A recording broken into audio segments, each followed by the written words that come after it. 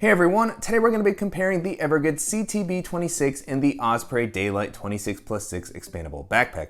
These are two of the most versatile bags that I've had a chance to test out, and they're also very popular minimal travel bag options. I've really enjoyed using both of them, and there's actually quite a bit of overlap as far as the features and the benefits that they offer, but there's going to be a few key differences that you want to keep in mind to find the one that's going to be best for you. So excited to dive in. Before doing so, if you're new here, welcome. My name is Danny, and on this channel we love reviewing popular travel and everyday carry gear. If you like these types of videos and you'd be interested in seeing more, please consider subscribing as it helps the channel out a lot. So with all that being said, let's go ahead and jump in. Starting off with the overall aesthetic, both of these have what I would say is a more functional appearance. They're fairly minimal, but they do still have a little bit of an outdoorsy vibe, which makes sense as Evergoods' bags are designed to be crossover packs, and Osprey to me just feels like it has hiking in sort of its DNA. Neither feels overwhelmingly technical, but you could see some of those elements that come through. I still think that they have versatile appearances that will work well in a lot of different situations, particularly for traveling. I do think that Evergoods is a little bit more minimal in this regards. It's one of the things that I've always liked about their bags in general. And I think that the Daylite from Osprey also does a good job of just kind of toning down some of those aspects as well. And so which one is going to work better for you will of course always come down to preferences as far as the appearance, but I am a big fan of Evergoods' styles in general. As far as the materials, both of these feel very solidly built. With the Osprey Daylite, you have a recycled 300D polyester that feels like it's going to be durable. It's going to offer a nice amount of weather resistance. You have kind of the ripstop patterning here.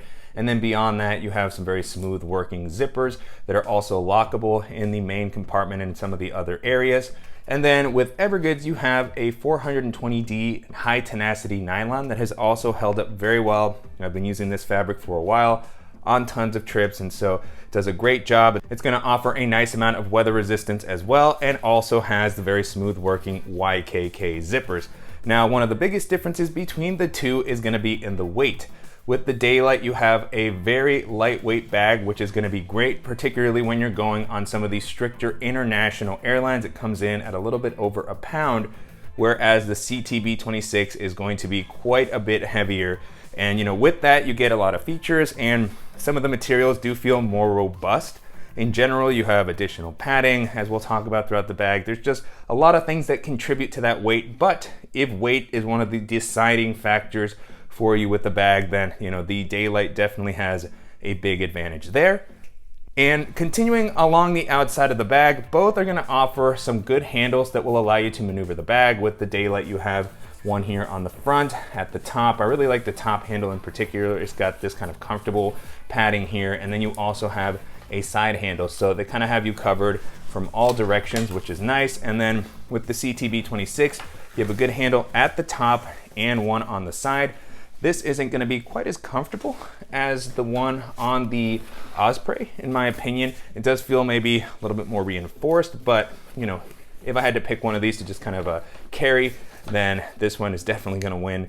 And with the CTB26, you also have the two attachment points here near the handles. That'll be a good spot to attach a carabiner. With Osprey, you do have attachment points on the front, two on the top, two on the bottom, so a couple of different ways with both bags to just kind of attach additional gear.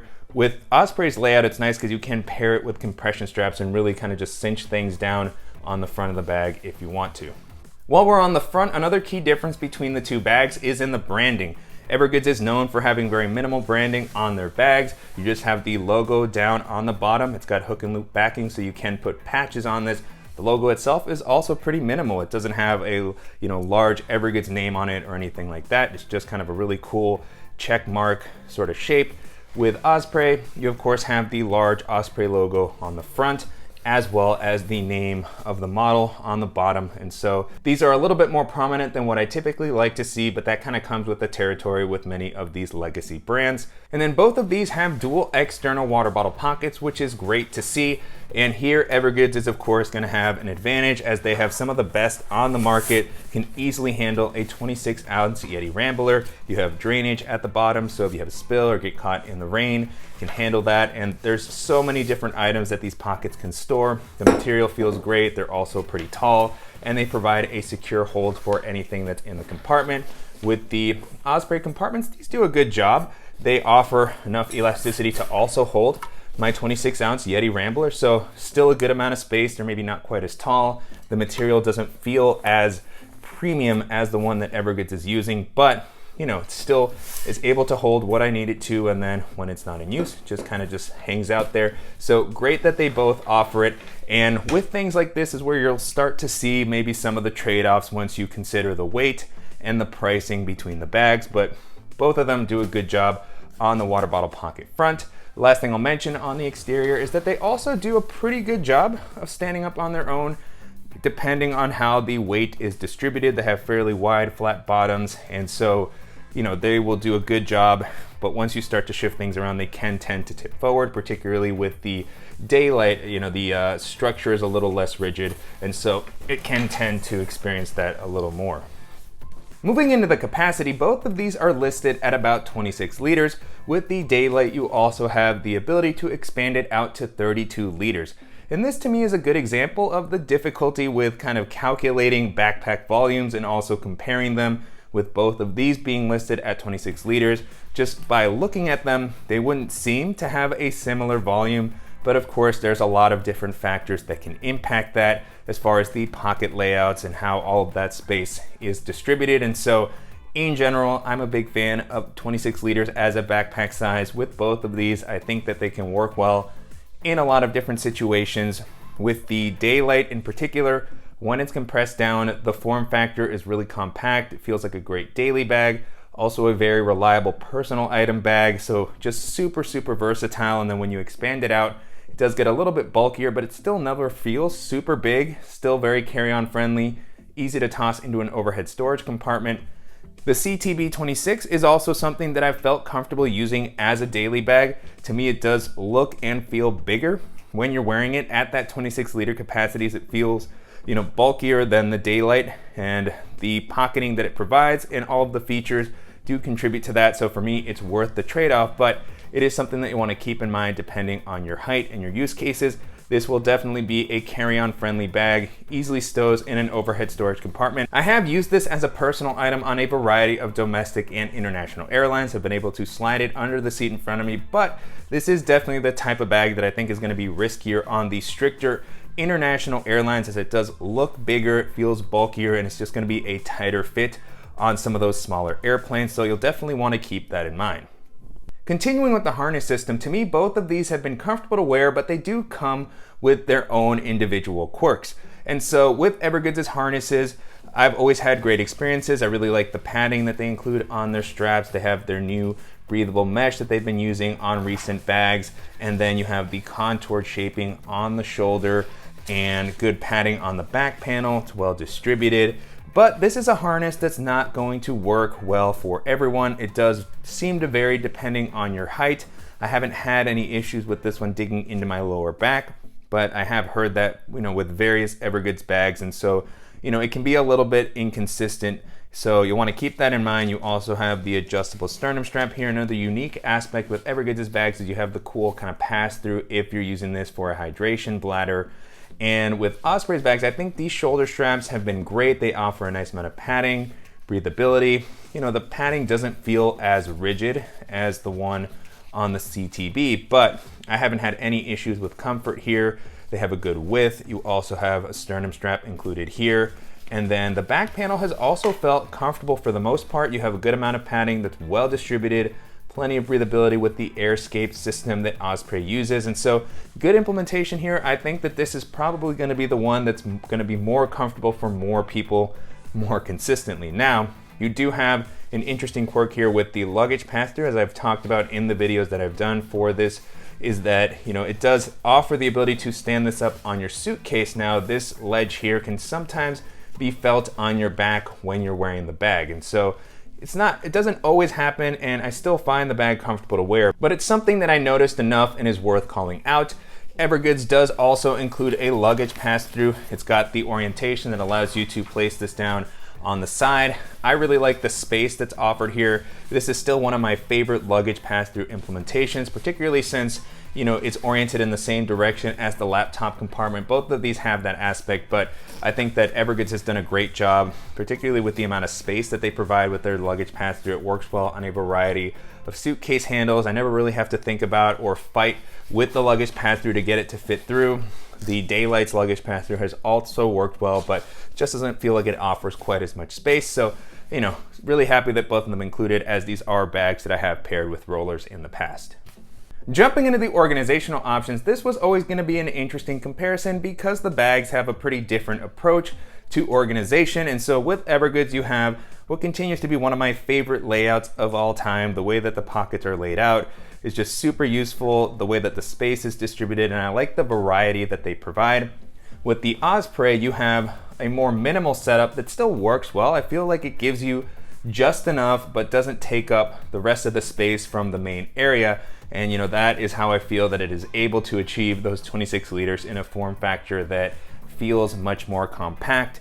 And so on the quick access front, they're both gonna offer a zippered pocket along the front. And so starting off with the Evergoods bag, you have the vertical orientation. This is all meant to pair with that side handle, so you can carry it by the side handle, access it while it's on your roller bag. And this of course is gonna offer dedicated volume, so you can put something a little bulkier here like charging block and cables, and you have a lanyard with a clip for your keys, a zippered pocket on the inside, a couple of slip pockets as well. I have a charging cable here, and then you have a smaller slot near the top that's gonna be a good spot for a pen, a stylus. I have a flashlight there at the moment. With the Osprey, you have similar simple compartment here, no internal organization, but it does still offer a nice amount of capacity. I could toss in that same charger along with its cables and some of the other items that I had in the compartment, and it still effectively is able to hold them. It's just a little less organized, and you can also start to see them sort of poke through here on the front. And so once you pack the main area out a lot, this will start to get tighter, which the Evergoods bag kind of maintains that space. And then on the Daylite, you have another quick access pocket here. It's gonna offer a decent amount of volume, and so I'll be able to hold something like my sunglasses, other bulkier charging cables, and then on the back you have a little lanyard with a clip, a few slip pockets. I have a mouse in one of them here, and then a few small slots for a pen, stylus, and so simple but still very useful. Moving over to the CTB, you have one of my favorite pockets, which is this quick access pocket that's able to handle all sorts of bulkier items. At the moment, I have a charging block, which I would use with me if I was traveling internationally.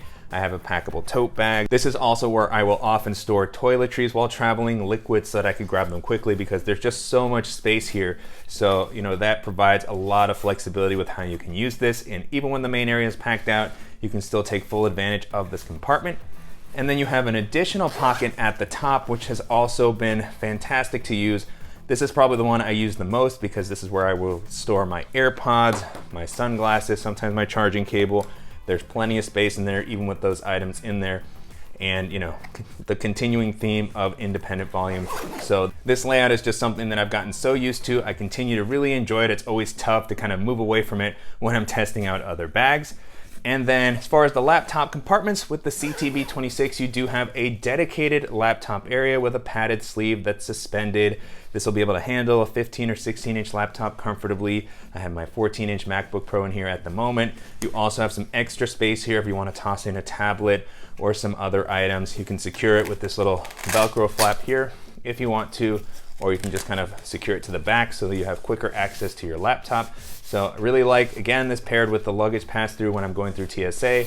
I can get my device in and out very quickly. And so I think that this system works great. It does take up space. Again, this is another one of those areas where you have a lot of that space that the Daylite doesn't really sacrifice for a laptop compartment. You do have external access to the laptop area at the top. And so you can get to the sleeve, you can put your laptop in, you can get it out. It is a little more uncomfortable because it is now in the same space as the other items that you have in the main compartment. So if you have it really packed out, you kind of have to move things out of the way, and it can be a little more cumbersome, but still gets the job done. And you do have the ability to secure this compartment, have a little bit of theft deterrence, which is nice. And then moving into the main compartments, both of these have a travel-friendly layout. At the moment, I have the CTB packed out for travel. I have the Daylite with more of an EDC setup, and as I do in these comparison videos, I'll kind of swap between the two. And so you have the clamshell style opening for the CTB26, and here I have my typical packing cube setup. I have a peak design, smaller packing cube near the top, kind of the same size as a toiletry bag there.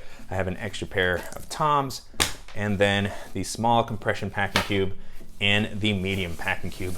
All of those fit in there very comfortably. It didn't feel like the compartment was overly packed out, which is nice. And then here I have slip pocket on the back with a nice material to store tablet or other gear. You have a couple of rows of webbing at the top. And then on the lid, you have some additional organization, quick access pocket here near the top.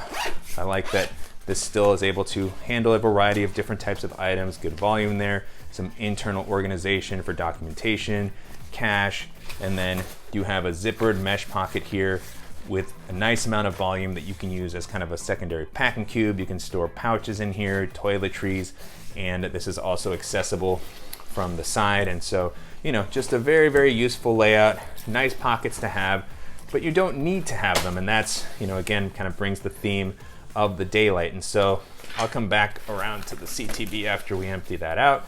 This one has a more suitcase style opening, lockable zipper here. So really continuing to focus on the travel aspect, which is great to see. And so you have the suitcase style opening. Right now it's compressed down, comes in at 26 liters, and have more of an EDC loadout. And so I have packable rain jacket here, my Beats Studio wireless headphones, a couple of pouches, Bellroy Tech Kit, Evergoods Civic Access pouch, 1 liter, half liter, and then I have the 2 liter down at the bottom. And so all of those things fit in there, and the bag didn't feel like it was exploding. I could have still added extra stuff if I needed to. And you can see, you know, that the structure of the bag is fairly loose, which always to me helps as far as being able to store extra items.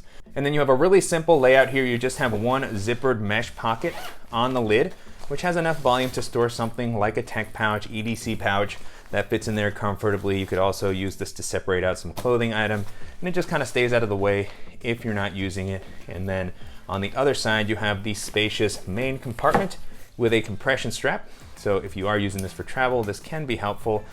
And on the back, you have that padded laptop sleeve that I showed earlier that is accessible from the top. And you can store a 15 or 16 inch laptop. You know, I have my 14-inch MacBook Pro, fits in there without any issue. It is suspended off the bottom of the ground, and it does offer some padding. It's not going to be, you know, as rigid as the one on the CTB, but it gets the job done, and it does help on space and weight. And then here you have a small pocket for an AirTag or other tracker, which is nice to see. And so still a very useful layout, particularly if you don't use a laptop that much while traveling, or if your main priority is reducing on bulk and weight. So definitely works well. And then of course, for traveling, this layout always has fascinated me with just how much it can hold, particularly when it's compressed down. So right now it's at that 26 liter size, and press this here, tighten it, can handle the packing cube as well. And then toss in that extra pair of shoes and the Peak Design packing cube. All of those things fit in there easily. The bag isn't even stuffed yet, and it's not expanded either. So if I wanted to, I could toss in this Civic Access pouch, half liter, and that structure just gives you so much flexibility, which is awesome to see. 26 liters. And then if I'm, you know, gonna be taking a longer trip, if I pick some things up, if I just want some extra capacity, you get that extra space that takes it to 32 liters. And so this could handle another packing cube if I needed to. You know, if I really wanted to pack it out, I could toss in some of the other accessories that I had here just to kind of serve as placeholder. So the Civic Access pouch, 2 liters, rain jacket, headphones. And so now I've kind of combined the minimal travel and a good chunk of my EDC setup. And you know, it gets a little bulkier, but very impressive. It still doesn't feel that big given how much stuff it's holding. So really, really cool as far as the flexibility and keeping a very, you know, versatile and useful size. So let me take some of these things out and I will just quickly pack out the CTB with an EDC loadout. And so toss in the pouches that I had before, and then the rain jacket, more pouches, the headphones. And so this is definitely going to be able to easily handle that sort of a loadout. I can toss in the alpaca tech pouch as well. You can see that it easily fits in there. And then closing it up. I like that the nylon version of the CTB is also not super rigid, so it does have some flexibility to it. You can collapse it down, squeeze it into a tighter space, and then plenty of leftover capacity here when I'm using this as a daily bag. This is a larger EDC with its footprint, but you know, if I'm traveling with just one bag, if I don't want to take anything extra, I've used it very comfortably as well. So, you know, really great job from both bags as far as the main area, the capacity, their versatility, and you know, just quite a different approach that, you know, which one is going to be best for you. And then the last thing I want to talk about is, of course, the pricing, as there is a big difference between these two bags. The Osprey Daylite comes in at about $100, which to me has continued to be one of the best values on the market. Feels like you get an excellent bag at a very reasonable price. And then with the CTB26, this comes in at around $300, so 3 times the price as the Daylite. Now, for someone like me who is a bag enthusiast, who wants something very rugged, super functional, and who's just a fan of Evergoods in general, you know, I think it's a worthwhile price. I do feel like you get a lot of value for it, but on price alone, definitely no contest. The Daylite is gonna be just an incredible value. And I think that for most people, the CTB26 is not going to be so much better that it's worth paying 3 times the price, especially when with the Daylite, you also get the flexibility of, you know, having a bag that expands, that can work a little bit better as a daily bag, as a safer personal item. But for people who, you know, really admire a very functional organizational layout, that want extra options, and that also just want a more rugged bag. I mean, really the materials, the durability of, you know, what's used in Evergoods' bag with the CTB, you do feel quite a difference when you're using the bags. And so you get a lot of durability, more peace of mind with that. You know, not to say that the Daylite isn't a reliable, durable option. I've always had great experiences with Osprey's bags, but just holding the two and feeling them, you can definitely see where that difference in price is going as far as how the materials are used and, you know, what's kind of included in the bag. So both are really great options. I've mentioned them a ton in many videos over the past year or two because they are just 2 of the best options that you can pick up. And so to kind of summarize, if price is the main factor or if weight is the main factor, then, you know, definitely go with the Daylite. It, you know, definitely wins in both of those regards.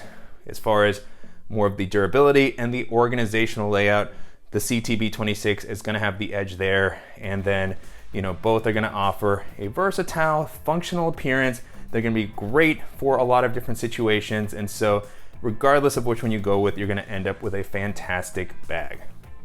And so that's it. Those are some of the similarities and differences between the CTB26 and the Osprey Daylite 26+6. Hopefully this video was helpful, and if you have any questions on anything that I covered in the video or suggestions for similar bags that I should check out, as always, please let me know in the comments. And I'll make sure to include links in the description below to the dedicated reviews that I've done for each of these bags, as well as to some of the other roundup videos and comparisons that have featured bags that are similar to these. That'll include some of the ones that are my favorite carry-on bags, my favorite personal item bags, tech and everyday carry options. And if you have ideas for other roundups or comparisons that you'd like to see, please let me know about those as well. And I want to thank you for watching and supporting the channel. If you enjoyed this video, please give us a like. And if you haven't already, make sure to subscribe so you don't miss any upcoming videos, and we'll see you in the next one.